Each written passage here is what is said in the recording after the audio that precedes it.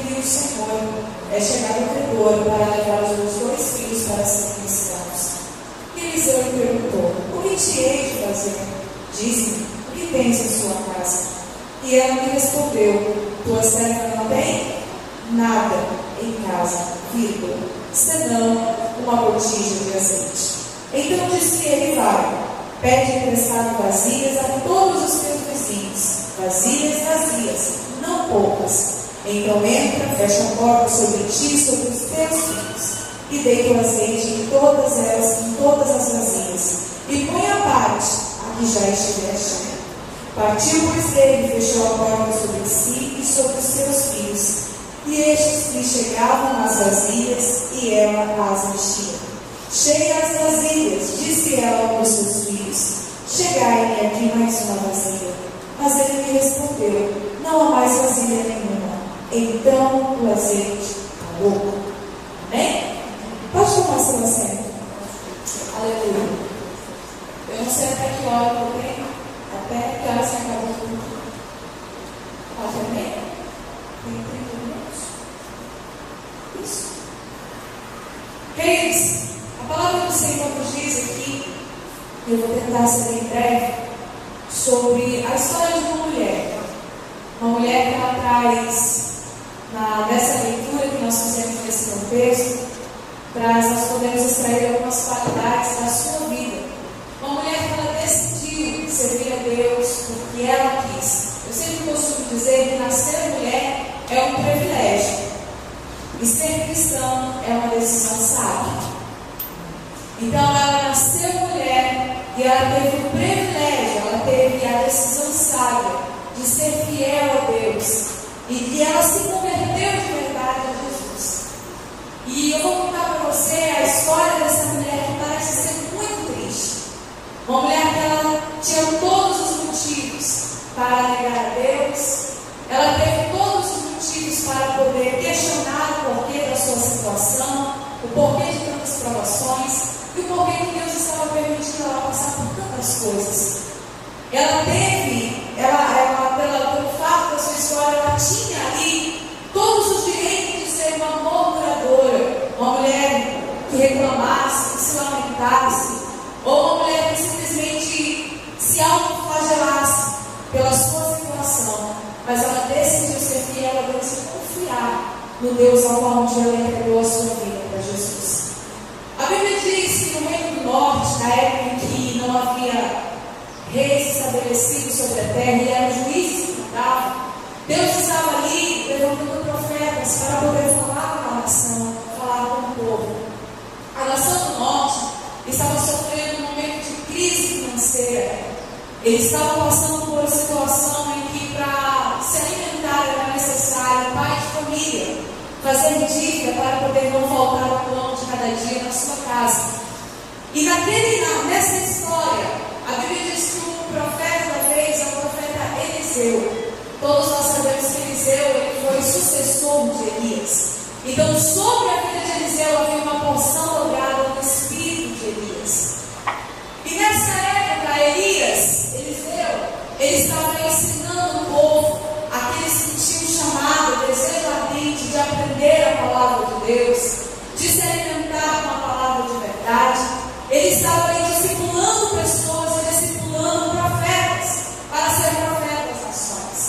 Então, muitos daqueles que tinham desejo no seu coração de servir a Deus e de aprender a palavra do Senhor, deixavam muitas vezes a sua família, seus filhos, sua esposa, seus trabalhos, seus afazeres, para poder se dedicar a ouvir e a aprender a palavra do Senhor.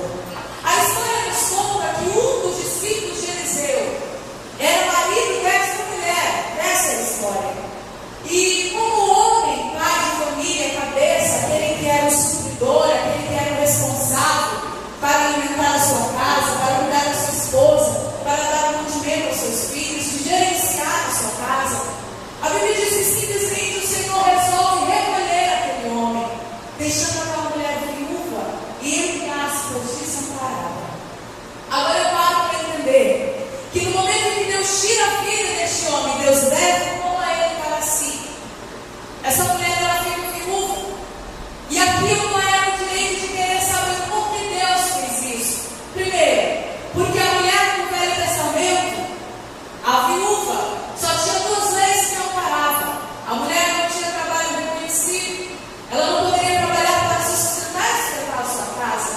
teria que ser o cunhado dela, casar com ela para poder dar continuidade à sua família e criar os seus filhos. Só que nenhuma dessa lei era se enquadrava, porque o seu marido não tinha irmãos. E a segunda opção para a vida de uma viúva era poder se sustentar do trabalho dos seus filhos, mas para isso os filhos teriam que ser adultos. E os seus 2 filhos eram menores, eram crianças. Então, aos olhos das irmãs, passando assim uma ideia rápida, Deus colocou essa mulher em beco sem saída. Deus deu a ela uma prova maior do que aquilo que ela poderia suportar. Se não tinha ninguém para poder casar com ela e dar seguimento à sua família, e os seus filhos eram pequenos demais para poder trabalhar e sustentar a sua casa, de que essa mulher iria viver? Qual é a forma de sobrevivência que Deus daria a ela? Então eu dou a ela aqui o primeiro direito de querer murmurar e questionar a Deus. Por que fez tal coisa? Afinal, o seu marido, aquele que a ensinou a servir a palavra de Deus, que aprendia como Eliseu e praticava em casa e compartilhava a palavra de Deus para ela, tudo é que ela tornou-se fiel a Deus. Quantas vezes este homem não deixou a sua casa, a sua família, os seus filhos para serviço exclusivo da obra do Senhor? Aqui nós começamos a entender que às vezes a gente pensa que porque nós estamos na obra, porque nós fazemos alguma coisa para Deus, Deus é obrigado a não permitir nunca na nossa vida.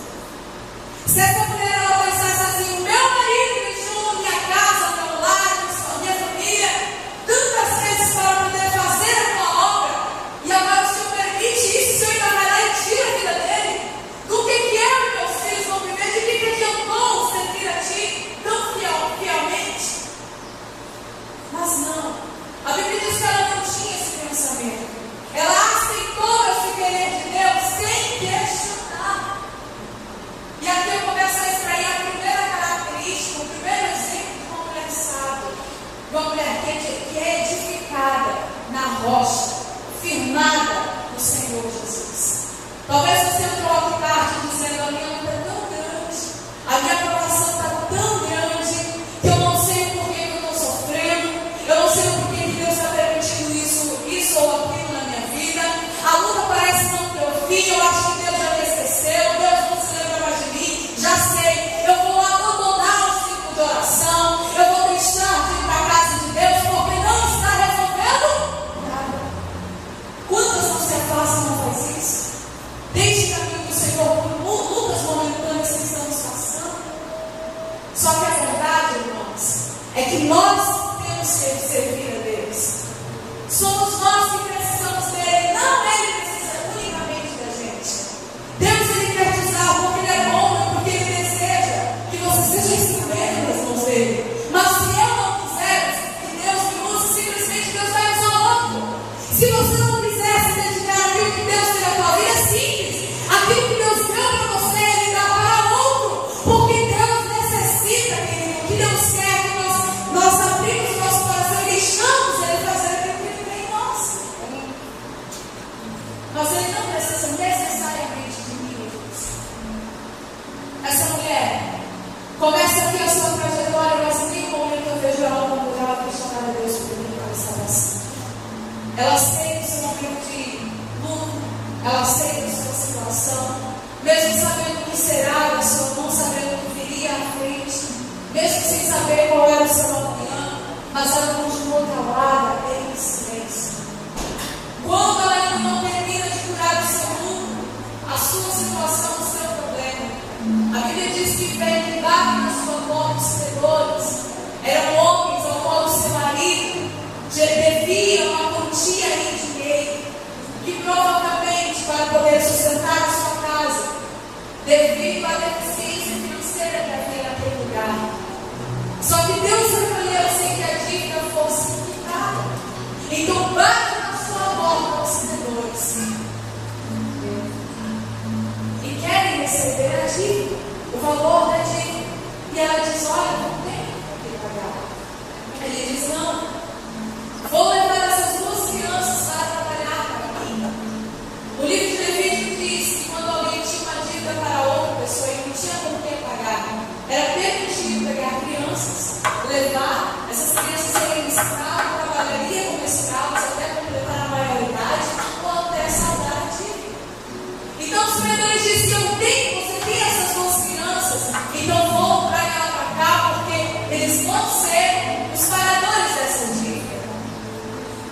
agora sem marido e prestes a ficar sem os seus 2 filhos pequenos. Nesse momento ela toma uma atitude de fé, não aceitando aquela situação, porém sem murmurar. Ela chega à conclusão de que ela precisa de uma resposta de Deus na sua vida. Ela chega à conclusão que Deus, o Deus que ela servia, Ele era tão grande, Ele era tão maravilhoso, que certamente o projeto de Deus seria maior na sua vida, e ela iria ter uma resposta, iria lhe dar uma saída para solucionar aquele problema tão terrível. A Bíblia diz que ela não vai para a vizinha lamentar, ela não vai contar para os seus vizinhos, ela não vai se autofragelar para ninguém, ela não sai pedindo dinheiro para um e para outro, não. A Bíblia diz que ela decide ir ter com o profeta que simbolizava o homem de Deus naquele lugar. E ela coloca dentro do seu coração: eu vou atrás de Eliseu, porque Eliseu tem a resposta de Deus para a minha vida, e é com ele que eu vou questionar, eu vou sair de lá só com a minha vitória. E ela vai, ela pega a sua pouca coragem que ela tem, a sua fé, e ela se dirige até o teu irmão de Eliseu.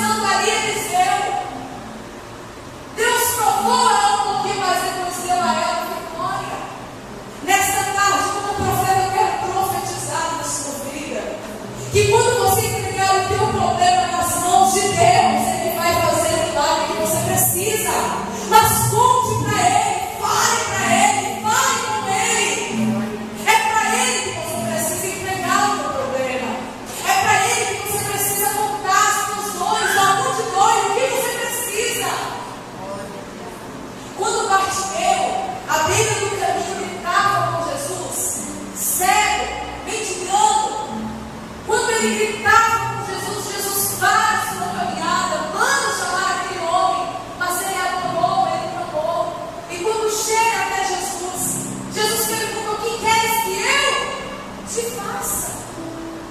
Ele disse: Senhor, eu quero tornar a ver. Por quê? Porque ele estava buscando a pessoa certa, Jesus, que poderia solucionar essa problema. Jesus está aqui nessa tarde dizendo: o que queres que eu te faça?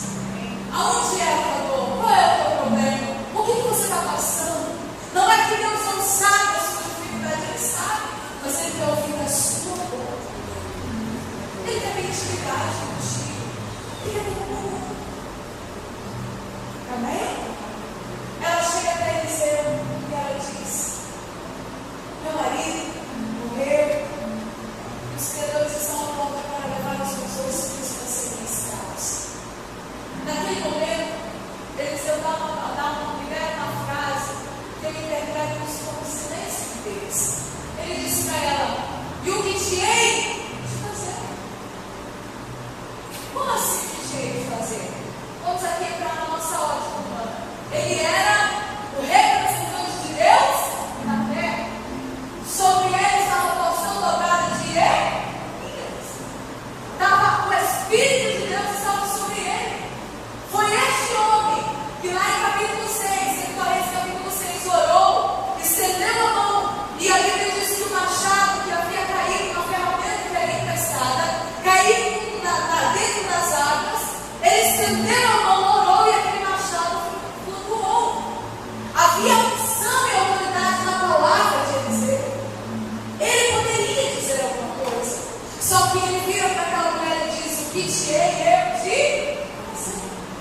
Ou seja, não tem a ver com isso. Não é problema meu. Eu interpreto essa frase de Eliseu como silêncio de Deus na nossa vida. Às vezes, nós estamos passando por uma coisa terrível, né, pastora? Meu Deus, só Deus sabe que a gente faz tudo certinho. A gente não conta para vizinho, a gente não conta para parente, a gente não conta para ninguém. Ninguém sabe o que você está passando. Você vai lá, você dobra seu joelho no chão, é crente, então vai buscar a resposta de Deus. Só que aí você ora um dia, 2 dias, 3 dias, uma semana, 2, 3, um mês, e Deus está aí em si. Você vem à igreja, você adora, você pede para as pessoas, pregadores, orar por você, e tudo está aí em si. Você entra dentro da igreja, as lágrimas rolam, mas parece que o céu está de bronze, parece que Deus está de boa, parece que Deus não está te ouvindo. Quantos aqui já enfrentaram ou tiveram essa situação? Levante a mão. Todo mundo sabe. Quem sabe o que é isso? Deserto. É no deserto. É o deserto de Deus na nossa vida. É o silêncio. É o momento que Deus se cala. Mas tudo isso acontece não quer dizer que Deus deixou de olhar para você. Isso não significa que Deus te abandonou. Não. Significa que Deus está olhando para ver até onde vai a tua perseverança. Deus está olhando você para ver até onde vai a tua vontade, a tua persistência, a tua vontade de vencer. O quanto você está disposto a buscá-lo para receber a glória. A Bíblia diz no livro de Daniel que Daniel é um homem que tinha um coração voltado para Deus. Daniel ele precisava de uma resposta de Deus. Então ele desceu em oração. E ele orou durante a sua oração por 20 dias. E quando a chegada a 20 dias exatos, veio a resposta de Daniel através de um anjo.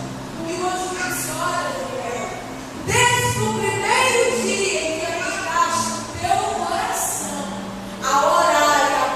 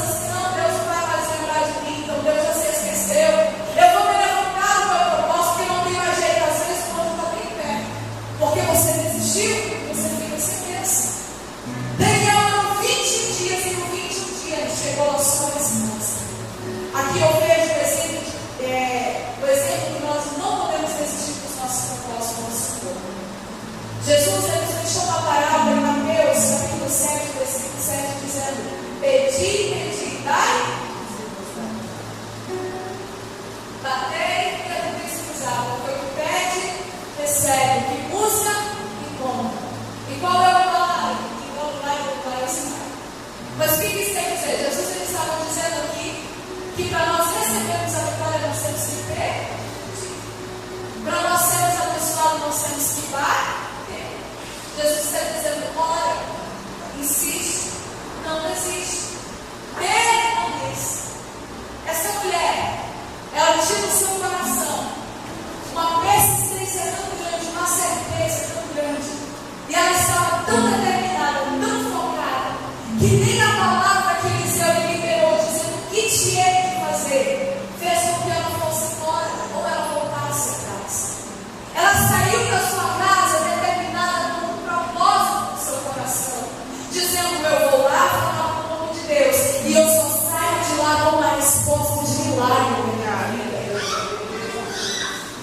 Você saiu da sua casa nesta tarde dizendo: eu vou lá naquela igreja, onde as irmãs do círculo de oração estão reunidas, e eu só saio de lá depois que o Senhor me renovar.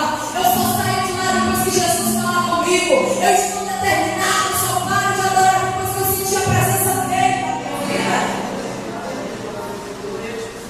Você veio dentro dessa casa hoje com um propósito definido para você? Ou você veio só para contar números aqui? Não. Eu quero acreditar que só veio aqui nessa noite, nessa tarde, quem realmente precisa de milagre e quem veio determinado para receber.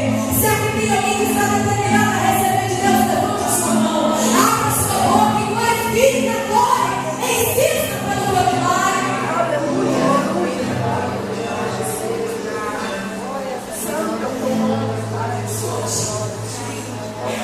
Ela ouve aquela palavra, silêncio. Ela não se moveu, ela não criticou, ela não murmurou, ela não disse nada. Eles deu para ela uma palavra que ela não estava querendo ouvir, mas ela permaneceu em silêncio. E no momento em que eu imagino essa cena,